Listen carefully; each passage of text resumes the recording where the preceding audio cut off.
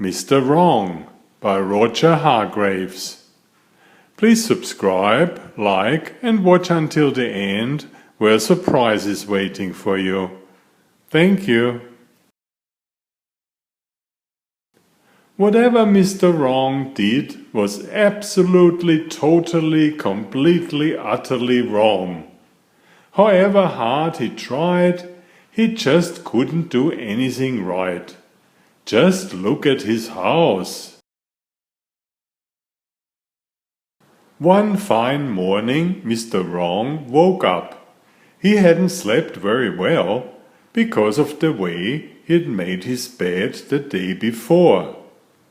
He jumped out of bed, fell over twice, put on his shoes on the wrong feet, went to the bathroom, tripping over the bath mat, squeezed out some toothpaste onto the wrong side of his toothbrush, cleaned his teeth, ouch, and went downstairs.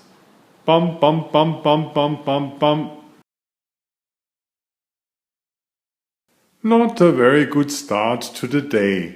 In fact, his usual wrong start to the day. In his kitchen, Mr. Wrong poured some milk onto his cornflakes and missed. As he sat in his kitchen that fine morning, eating his dry cornflakes, he sighed. "Oh dear," he thought, "I do so wish that everything I do wasn't quite so absolutely, totally, completely, utterly wrong." So, after breakfast, he went for a walk in order to think how he could solve his problem. It took him 10 minutes to get out of the house, because he kept trying to open his front door outwards instead of inwards. As he walked along, he passed a worm. "Good morning, dog," he said. The worm grinned. He was used to Mr. Wrong. He met a postman. "Good morning, Mr. Wrong," called the postman cheerfully. "Good morning, doctor," replied Mr. Wrong. Oh dear. He met old Mrs. Twinkle, who lived down the lane. "Good morning, Mr. Wrong," she smiled. "Good morning, Mr. Twinkle," replied Mr. Wrong. Oh dear. And then he met somebody he'd never met before. Somebody who sort of looked like him, but didn't. "Good morning, sir," said that somebody. "Good morning, madam," replied Mr. Wrong. "I'm Mr. Wrong." "I guessed that," replied the person. "Well, I'm Mr. Right. Now tell me," he went on, "why are you walking along looking so miserable?" "Because," replied Mr. Wrong, "I can't do anything right." "In which case," said Mr. Right, "we'd better do something about it. Follow me." And off he set. And off said Mr. Wrong, in the opposite direction. Mr. Right hurried back and turned him round. "This way," he said, and they walked together to where Mr. Right lived. It was a house which somehow looked something like Mr. Wrong's house, but different. Mr. Right took Mr. Wrong into his living room. "I think," he said, "that the only way you are ever going to change is for you to come and live with me for a while, and you may end up being not quite so absolutely, totally, completely, utterly wrong about everything. Sit down," he said, "and we'll talk about it." Mr. Wrong sat down, and missed.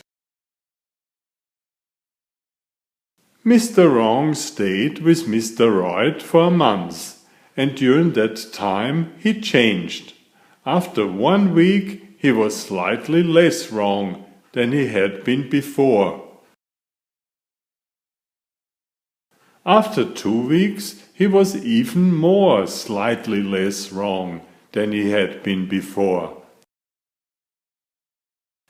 And after a whole 4 weeks he was a changed Mr. Man. You could hardly tell the difference between him and Mr. Right. Don't you agree? Mr. Right was delighted. "Told you," he cried. "Told you that everything about you might end up being not quite so absolutely, totally, completely, utterly wrong. In fact," he continued, "you have really turned out all right." Mr. Wrong blushed.